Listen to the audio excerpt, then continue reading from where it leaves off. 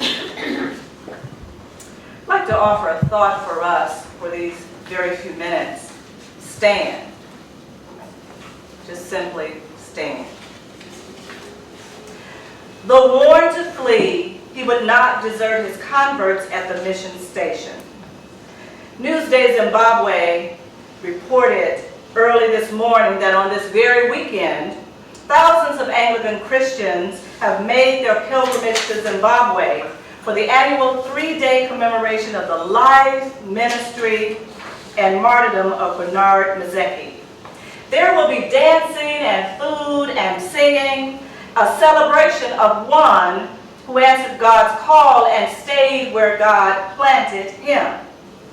Bernard, committed to his God and to the people he was called to serve, even in the face of imminent danger, chose not to desert, not to abandon, not to leave, but to stay with the people God had given him, the people he taught, the people he served.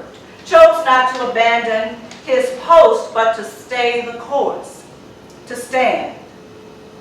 I submit that Bernard must have believed that his help was in the name of the Lord.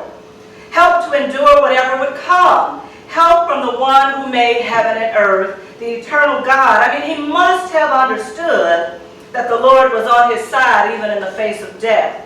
And so for us on this day, whatever is chaotic, whatever is frustrating, whatever seemingly is dying, will we stay the course and stand?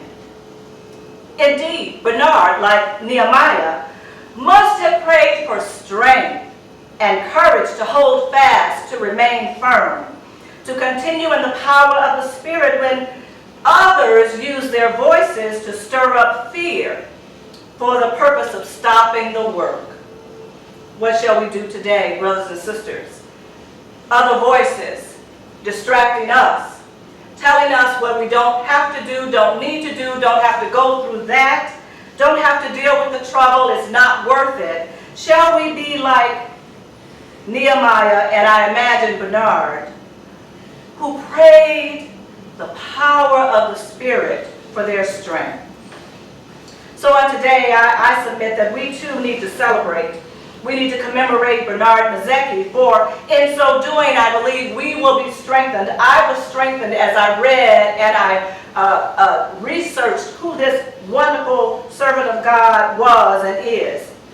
When we find ourselves in the middle of anguish and burdens and tribulations and trials and difficulties, personally, professionally, as the church, we're in the middle of political wars. I'm talking about church now, not church.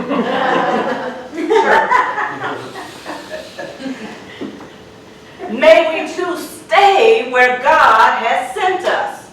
May we too stay with the people with whom we don't like, the other. Stay with those whose views are not our own. Stay with those for God's glory, for the Spirit to use us with the people God sent us to.